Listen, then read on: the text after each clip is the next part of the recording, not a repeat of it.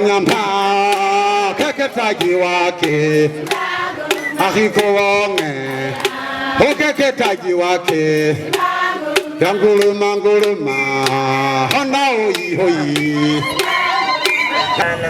Kwa mikoa ambayo inaongoza kuna mkoa wa Arusha, mkoa wa Manyara kwa 43% zote, 28%, Singida nyie mna 20%.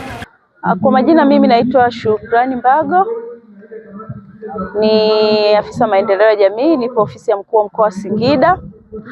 Kinachoendelea sasa hivi kwenye mkoa wetu, tunafanya usambazaji wa mpango mkakati wa kitaifa wa kisekta wa kutokomeza ukeketaji ambao ni wa mwaka 2025-26 mpaka mwaka 2029-2030. Kwa hiyo ni mkakati wa miaka mitano, na kinachofanyika sasa ni jamii kuweza kuelewa mkakati, lakini pia kwa sababu jamii wenyewe ndio watekelezaji wakuu, wenyewe sasa wana jukumu, baada ya kuelewa mkakati huu, wana jukumu la kutokomeza kabisa vitendo vya ukeketaji katika mkoa wetu wa Singida.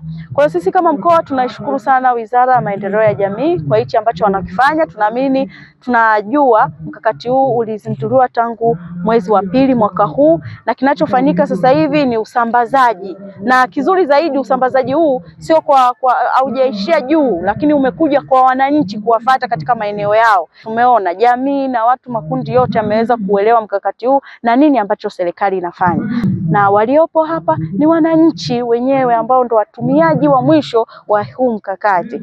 Kwa hiyo tunaishukuru serikali kwa hichi ambacho wamekifanya, kwamba mkakati tayari umezinduliwa, upo tayari, tunawafuata wananchi kwenye maeneo yao kuja kuzungumza mkakati unasema nini, na sisi kama jamii, yani jamii ijue wajibu wake ni nini katika kutokomeza vitendo vya ukeketaji.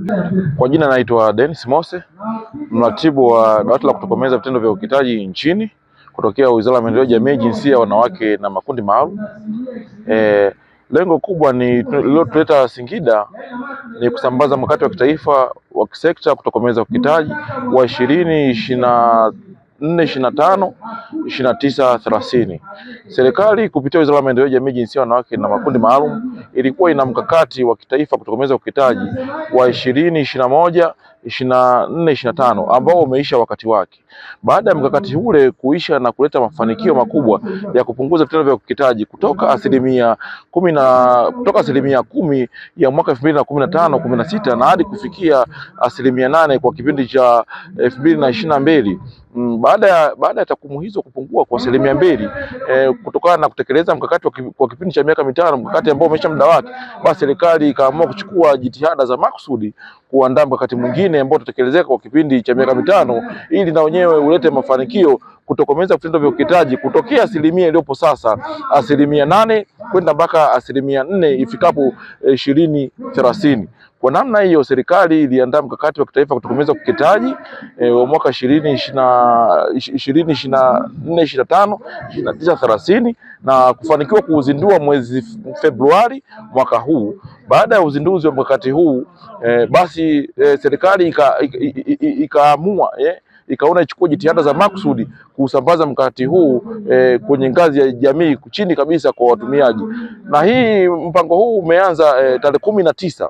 Tarehe 19 ilianza kwa halmashauri ya Chemba mkoa wa Dodoma, lakini baada ya hapo ikaenda halmashauri ya Monduli mkoani Arusha.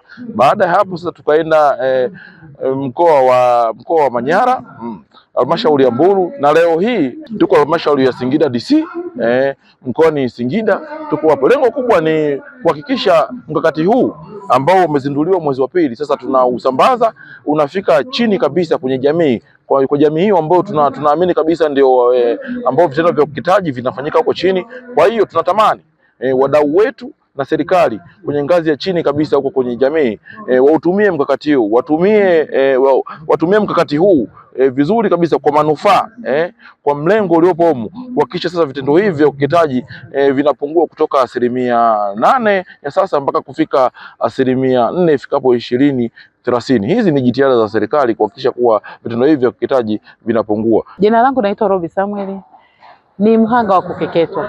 Ukeketaji una madhara mengi katika mwili. kama mama naweza nikasema jambo la kwanza, unapokeketwa kuna maumivu makali sana ambayo unayapata, kiasi kwamba unaweza ukasikia kama kichwa kimepasuka hapa, kuna kitu kinataka kutoka. Ni maumivu makali sana ambayo hayaelezeki.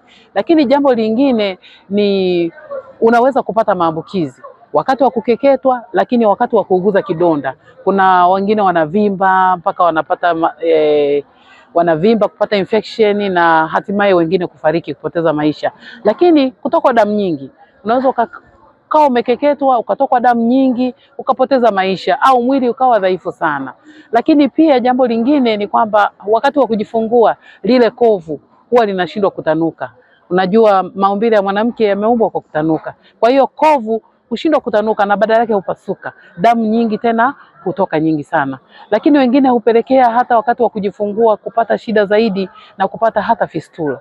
Kwa hiyo ukeketaji una madhara makubwa sana. Yako madhara ya muda mfupi na madhara ya muda mrefu, lakini kubwa zaidi ni kuathirika kiakili. Kwa hiyo niombe jamii yetu, niombe wazazi, wakina baba, walezi, kina mama, lakini niombe viongozi wetu wa mila, viongozi wetu wa kijamii, wenye vitu wa vitongoji, mabalozi, tusimame wote kwa pamoja tupinge ukeketaji na tutoe taarifa pale tunapoona dalili za kutaka kumdhuru mtoto, ama tunapoona kwamba ukeketaji umefanyika, tutoe taarifa. Lakini niwaombe wakina baba, kwa mfano hapa wanasema kwamba wao huwa hawajui. Niseme hivi, baba, simamia familia yako, mkataze, sema kama mnavyozuia vitu vingine kufanyika, zuia pia, mwambie mama, sitapenda kuona mtoto wangu wa kike amekeketwa, na hicho kitu usikifanye. Kwa maana huko tunapoendelea yawezekana mabinti akakeketwa akaenda kuolewa akarudishwa kwa sababu kakeketwa. Kwa majina yangu naitwa Joseph, natokea Mtinko.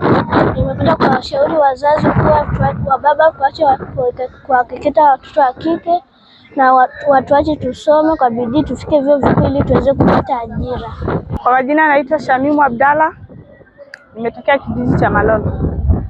Na washauri wazazi waache ukeketaji kwa sababu una madhara makubwa, kama kusababisha madhara wakati wa kujifungua.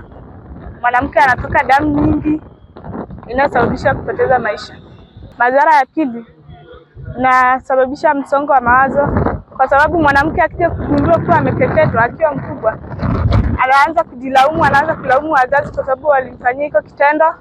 Inakuwa sio vizuri. Mpaka nije niache kwa sababu kulitokea matukio ambaye ni mabaya. Kwanza kabisa serikali ilianza kusema kwamba watu waache. Waliposema watu waache